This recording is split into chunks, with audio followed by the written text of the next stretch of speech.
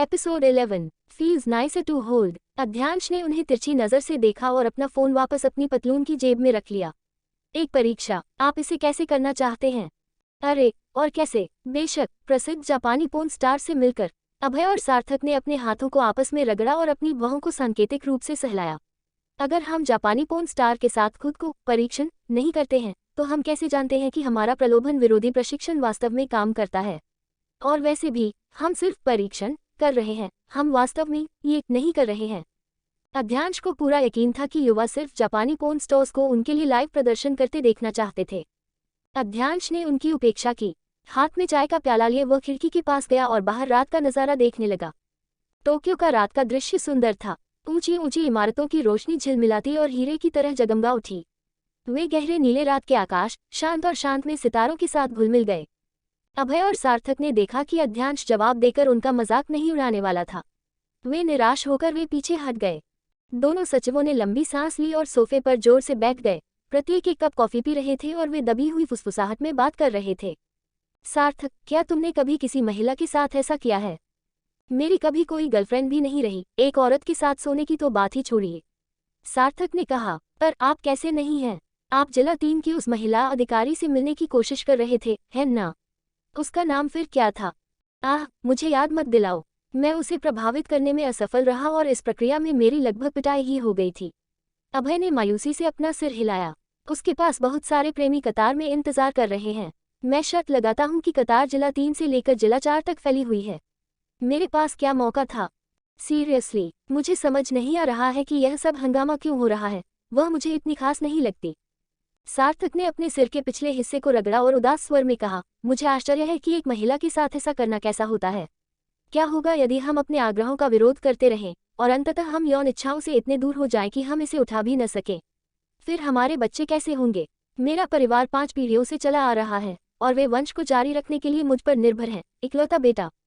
इस पर अध्यांश पलट गया। वह खिड़की से आया, अपना चाय का कप नीचे रखा और उदासीनता से कहा, आप इसे उठा लेंगे। आप इसके बारे में बहुत ज्यादा सोच रहे हैं। बहुत ज्यादा सोचना। महोदय, आप जानते हैं कि हमारा प्रलोभन विरोधी प्रशिक्षण कैसा है क्योंकि आपने इसका अनुभव किया है। क्या आप ईमानदारी से चिंतित नहीं हैं कि आप इसे प्राप्त नहीं कर पाएंगे? या क्या आपको डर है कि आप शीघ्रपतन से पीड़ित हो जाएंगे? अध्यांश ने सिगरेट जलाते हुए अपना सिर नीचे कर लिया। उसने एक काश लिया और फिर अपनी फटकार जारी रखी। इतने दयनीय मत बनो। 24 घंटे महिलाओं के प्रति जुनूनी रहना, ये बहुत दुखद है। पहले से ही देर हो गई है, सो जाओ, कल हमारा दिन जल्दी शुरू होगा। सर, आप नहीं जानते कि हम किस बारे में बात कर रहे हैं, अभय ने बेशर्मी से कहा। उन्होंने अपना साहस जुटा लिया था और अब पुरुषों और महिलाओं के बीच प्रजनन गतिविधि के अधिकार के लिए उत्साहपूर्वक लड़ रहे थे। आपने इसे कभी आजमाया नहीं है, तो आप कैसे जानते हैं कि यह कोई समस्या नहीं होगी? और कौन महिलाओं के प्रति आसक्त है? हम जापान में हैं, मैं बस इतना कह रहा हूँ कि हम भी ऐसा कर सकते हैं। आप कैसे जानते हैं कि मैंने इसे आजमाया नहीं है? अध्यांश ने अपना सिर झुकाया, अपनी सिगरेट से राख झाड़ी और मुड़कर अपने कमरे में लौटने के लिए तैयार हो गया। उनका चेहरा आमतौर पर भावहीन, वास्तव में अब ऐसा लग रहा था कि उनके गालों में थोड़ा सा रंग आ गया है। अभय और सार्थक की आंखें लगभग उनके सॉकेट से बाहर निकल आई थी। वे उसके पीछे हटने पर चिल्लाए, आपने अपना कौमार्य कब खोया, सर? हम इसके बारे में क्यों नहीं जानते? वे मेजर जनरल रॉय के निजी सचिव थे और उन्होंने उनकी छाया की तरह उनका पीछा किया। वे उनके निजी जीवन में इस महत्वपूर्ण मील के पत्थर पर ध्यान कैसे नहीं दे सकते थे?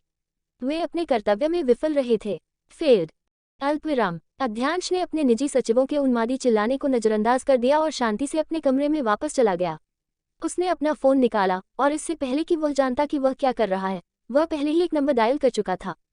हेलो, आप कौन हैं? लाइन के दूसरे छोर से बेला की मधुर, प्यारी आवाज सुनाई दी। अध्यांश ने उम्मीद नहीं की थी कि बेला वास्तव में जाग रहे होंगे। उसने अपने आप को संभाला और कहा, क्या कर रहे हो? बेला जिम में ट्रेडमिल पर दौड़ रहा था। वह अपने हेडसेट पर एक गाना सुन रही थी। कॉल आने पर बिना रुके ये देखने के लिए कि कौन था तुरंत फोन ले लिया। जब उसने अध्यांश की गहरी आवाज सुनी तो उसका दिल तुरंत खुशी से झूम उठा। उसने हंसी से भरी आवाज में कहा, मैं वर्कआउट कर रही हूँ। और फिर थोड़ा चुलबुला अंदाज में कहा, मैं फिर से मोटा हो गया हूँ। मुझे अपना वजन कम करने की आवश्यकता है। अध्यांश ने अपने हाथ में एक सिगरेट लटकाए और अनुपस्थित मन से कहा, तुम मोटे नहीं हो। अधिक वक्र होना बेहतर है। पकड़ना अच्छा लगता है। उसके इतना कहते ही दोनों में एक अजीब सा सन्नाटा छा गया। अध्यांश अपनी बुद्धि को ठीक करने वाले पहले व्यक्ति थे। असने सफेद सुस्त हुई के एक बादल को बाहर निकालने से पहले उसने अपनी सिगरेट पर एक कश लिया। उसने लापरवाही से पूछा, स्वीटी क्या तुम हो? इस पर बेला ने मानसिक रूप से घृणा से थूकने लगी। उसने धीरे से और जानबूझकर कहा, अध्यांश ये बेला है। बेला, क्या आप किसी और के बारे में सोच रहे थे? वह अध्यांश को 6 साल से जानती थी, लेकिन उसने कभी उसे किसी को स्वीटी नाम से बुलाते नहीं सुना था। अध्यांश ने गुर्राया और अपनी सिगरेट एस्ट्रे पर रख दी। उसकी आवाज उदासीन और धीमी थी। गलत नंबर, बहुत देर तक मत जागिए। फिर उसने फोन रख दिया। बेला ने ट्रेडमिल पर दौड़ना जारी रखा। उसका दिमाग सवालों से भरा था। क्या अध्यांश की कोई प्रेमिका थी? क्या उसे इवान से इसके बारे में पूछने की कोशिश करनी चाहिए? दूसरे छोर पर फोन कॉल के बाद अध्यांश को थोड़ी गर्मी महसूस हो रही थी। उसने अपना स्पोर्ट्सवेयर पहन लिया और होटल के जिम में चला गया। देर रात चिबा होटल के जिम में विशेष रूप से भीड़ नहीं थी। कई जापानी पुरुष शरीर से चिपके हुई शर्ट पहन के एक दूसरे से लिपटे हुए थे। वे एक एनिमेटेड चर्चा के बीच में थे। वे तेजी से बोलते थे, उनके भाव अतिशयोक्तिपूर्ण थे। उन्होंने अध्यांश को अंदर आते देखा लेकिन स्वचालित रूप से मान लिया कि वह ये भाषा नहीं बोलता। उन्होंने अपनी आवाज़ें कम करने की जहमत नहीं उठाई और उन्होंने वह बातचीत जारी रखी जो एक निजी बातचीत होनी चाहिए थी। वह पुरुष ब्रा जो वे अभी लेकर आए हैं वह बहुत ही कंफर्टेबल है। मुझे सही पता है, मैं इसे हर दिन पहनता हूँ जब मैं बाहर होता हूँ। मैं इसके बिना अजीब महसूस करता हूँ। अध्यांश की जापानी भाषा की समझ अल्पविकसित थी, लेकिन उनका ब्लूटूथ हेडसेट ऑटो अनुवाद सुविधा के साथ आया था। इस प्रकार वह पुरुष ब्रा के बारे में इस भावुक बातचीत के हर शब्द को स्पष्ट रूप से सुन और समझ सकता था। उनकी चर्चा के विषय ने उसे स्तब्ध कर दिया। उसने अपने चेहरे से अपने मनोरंजन का पता लगाए बिना ट्रेडमिल पर कदम रखा। उसने उच्चतम गति सेटिंग चुनी और दौड़ना शुरू कर दिया। लंबी टांगों वाला, चौड़ी छाती वाला मेजर जनरल रॉय ट्रेडमिल पर एक आकर्षक, शक्तिशाली चीते की तरह था। ये शक्ति और पौरुष का विस्मयकारी प्रदर्शन था। उसकी कच्ची ऊर्जा बाहर की ओर फैलकर कमरे में छा गई। कुछ जापानी महिलाएं जो अभी अभी जिम में आई थीं, उसे घूरने से नहीं रोक सकी। हे भगवान, वह बहुत आकर्षक है। पुरुष ब्रा के बारे में बात कर रहे पवित्र जापानी पुरुषों ने महिलाओं को सुना और तुरंत ईर्ष्या और आक्रोश से भर गए। उन्होंने अंगूर की तरह खट्टे जापानी भाषा में उसका उपहास किया और उसका तिरस्कार किया। यदि आप इतने फास्ट रनर हैं, तो आप ओलंपिक में क्यों नहीं हैं? हाँ, दिखावा। अध्यांश ने अपनी दौड़ पूरी की। वो ट्रेडमिल से उतरा, अपने पास मौजूद जापानी पुरुषों में से एक को पकड़ लिया और अकेले ही उसे ट्रेडमिल पर उठा लिया। उसने उस आदमी का हाथ ट्रेडमिल के हैंडलबार से बांध दिया, फिर सबसे तेज गति चुनी। उसने उसके कंधे को थपथपाया और धीमी आवाज में उससे जापानी भाषा में कहा, शुभकामनाएं। ट्रेडमिल तेज चलने लगा। जापानी व्यक्ति को दौड़ने के लिए मजबूर होना पड़ा। वह चीखता चिल्लाता रहा क्योंकि वह टिकने के लिए संघर्ष कर रहा था। ट्रेडमिल उसके लिए बहुत तेज चल रहा था। वह जल्द ही अपनी सांस लेने के लिए घरघराहट कर रहा था, लेकिन उसकी बांह ट्रेडमिल पर मजबूती से टिकी हुई थी। वह फंस गया था। वह कसाई की छुरी के नीचे दबे सुअर की तरह चिल्लाने लगा, मदद करना, कोई मुझे बचा लो। मदद के लिए उसकी पुकार सुनकर दरवाजे पर खड़े जिम के सुरक्षा गार्ड दौड़े। थोड़ी उलझन के बाद उन्होंने जापानी व्यक्ति को ट्रेडमिल से बचाया, लेकिन वह पहले ही बेहोश हो चुका था। इस समय तक अध्यांश जिम छोड़ चुका था और पहले से ही अपने कमरे में वापस आ गया था। जैसे ही उसने स्नान किया, उसने अपने फोन की घंटी सुनी। उसने उसे उठाया और देखा कि यह इवान की इनकमिंग कॉल थी। उसने फोन उठाकर स्पीकर में बिस्तर पर रख दिया और कहा, बोलो। बॉस, बेला जाग गई हैं। क्या आप उससे बात करना चाहते हैं? इवान ने अभी अभी बेला पर डेटा व्यवस्थित करना समाप्त किया था और इसे अपने कंप्यूटर पर रिकॉर्ड कर रहा था। इसे बैचों में संकलित किया गया और उसकी क्लाउड ड्राइव में बैकअप प्रतियों पर अपलोड किया गया। रियली, अब बहुत देर हो चुकी है। अध्यांश उदासीन लग रहा था और उसने कोई शब्द बर्बाद नहीं किया। उसने यह उल्लेख न करना ही बेहतर समझा कि उसने पहले ही बेला से बात कर ली थी। इवान को लगा कि अध्यांश का बेला से बात करने का कोई इरादा नहीं है, इसलिए उसके पास पहल करने और जागने के बाद उसकी स्थिति के बारे में रिपोर्ट करने के अलावा कोई विकल्प नहीं था। उसने कहा, क्या संयोग है। मैंने भविष्यवाणी की थी कि वह शायद आज उठ जाएगी, लेकिन यह निश्चित नहीं था कि किस समय।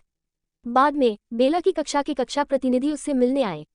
मैंने उसे पहले अंदर जाने दिया और कुछ देर बाद ही मैंने बेला को उत्साह से बकबक करते हुए सुना। वह मन ही मन हंसा। उनमें बहुत दिलचस्प केमिस्ट्री है। अध्यांश ने अपने बालों से पानी पोंछने के लिए एक बड़े तौलिए का इस्तेमाल कर रही थी। उसकी आवाज बर्फीली थी। मेरे पास आपकी बकवास सुनने का समय नहीं है। ये कैसे बकवास थी? इवान ने अपनी आस्तीनें ऊपर उठाई, अपने अध्ययन कक्ष में अध्यांश की घूमने वाली कुर्सी पर बैठ गए और घूमना शुरू कर दिया। इसके अलावा मुझे आपको कुछ और भी महत्वपूर्ण बात बतानी है। स्पीक। बेला को उसका क्लास प्रतिनिधि प्रपोज किया। वह काफी आमिर युवक है, अच्छा दिखने वाला, काफी संपन्न और बेला के साथ बहुत कोमल व्यवहार करते हैं। अध्यांश का हाथ उसके बाल सुखाने से रुक गया। सीरियसली? बिलीव मी, उसके क्लास प्रतिनिधि का चरित्र अच्छा है।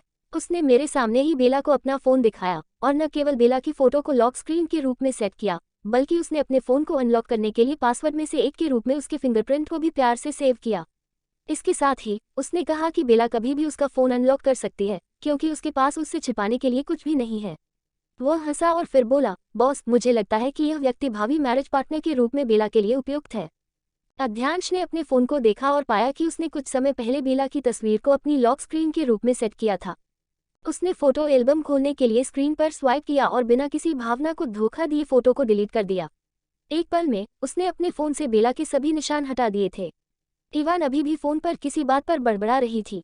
अध्यांश ने सूखेपन से कहा, बेला अभी 18 साल की नहीं है, इसलिए डेटिंग शुरू करना थोड़ा जल्दबाजी होगी।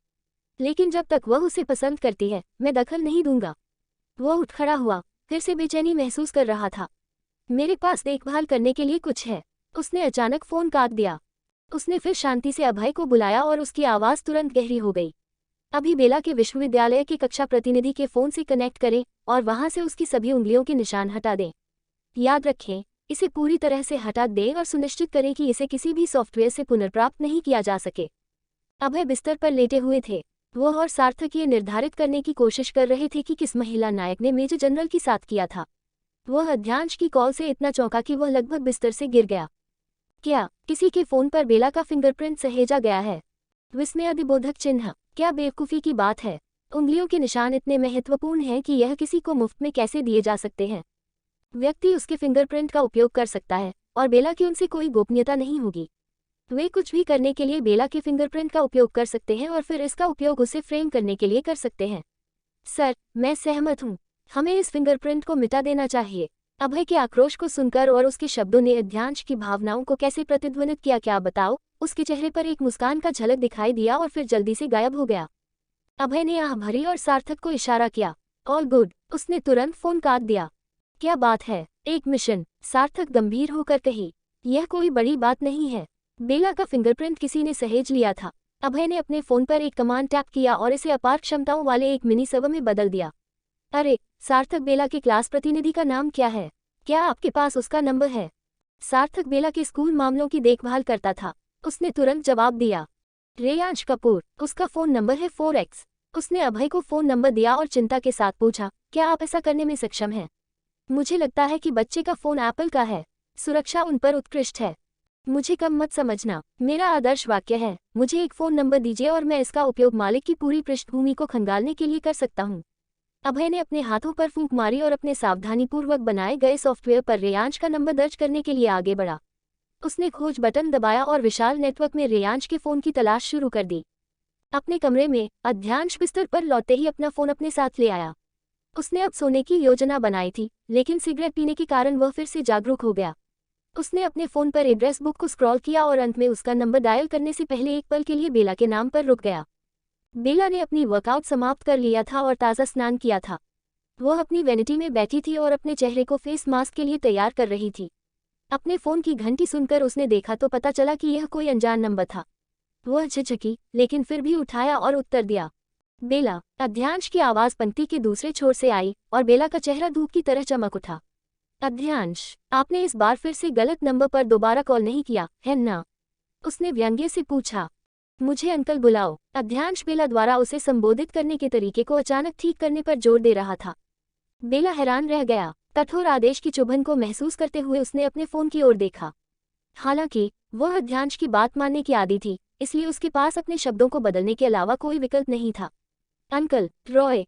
हालांकि वह इस नाम से बहुत संतुष्ट नहीं था, फिर भी यह अत्यधिक परिचित अध्यांश से बेहतर था। उसने अपनी सिगरेट का बट फेंक दिया। उसका लहजा अभी भी सख्त था, लेकिन उसकी आवाज़ की मधुर लय ने बेला के कानों को गर्म कर दिया। बेला, मैंने इवान से सुना कि आप बीमार थे और पोस्ट ग्रेड प्रवेश के लिए अपना अंतिम इंटरव्यू नहीं दे पाए। ओह हाँ, बेला थोड़ा शर्मिंदा हुआ। इवान भाई ने आपको बताया? उन्होंने मुझसे ये भी कहा कि आपने अपना फिंगरप्रिंट किसी और के फ़ोन पर सेव किया है। अध्यांश की आवाज़ आमतौर पर अपनी गहरी और गूंजती आवाज़ के कारण डरावनी थी, लेकिन उसके बोलने के तरीके से इसमें थोड़ी नरमी आ गई थी। हालांकि जब वह वास्तव में क्रोधित होता था तो उसके शब्द ब्लेड की तरह तेज होते थे। यदि संभव हो तो उनकी ध्वनि किसी व्यक्ति के हृदय को तराश सकती है। बेला ने महसूस किया कि अध्यांश नाराज हो सकता है। वह अपनी सीट पर सीधी हो गई और अपनी आवाज़ स्थिर रखने की कोशिश की। यह मेरी गलती है, अध्यांश मेरा मतलब है, अंकल रॉय, कृपया परेशान न हों। जब मैं कल कक्षा में जाऊंगा तो मैं अपने कक्षा प्रतिनिधि से अपना फिंगरप्रिंट हटाने के लिए कहूंगा। अध्यांश गुर्राया। उसने पहले ही नहीं छोड़ने का फैसला कर लिया था कि उसने अभय को इसे हटाने का आदेश दिया था। जैसे जैसे खामोशी लंबी होती गई, बेला परेशान हो गए। अब से अपना ख्याल रखना याद रखें। अध्यांश को तब एहसास हुआ कि बेला के साथ कुछ गड़बड़ है। वह बहुत तनाव में लग रही थी और वह उसे डराना नहीं चाहता था। वह नहीं जानता था कि उसे कैसे शांत किया जाए, इसलिए वह फोन पर कहने से पहले काफी देर तक चुप रहा। Please darling,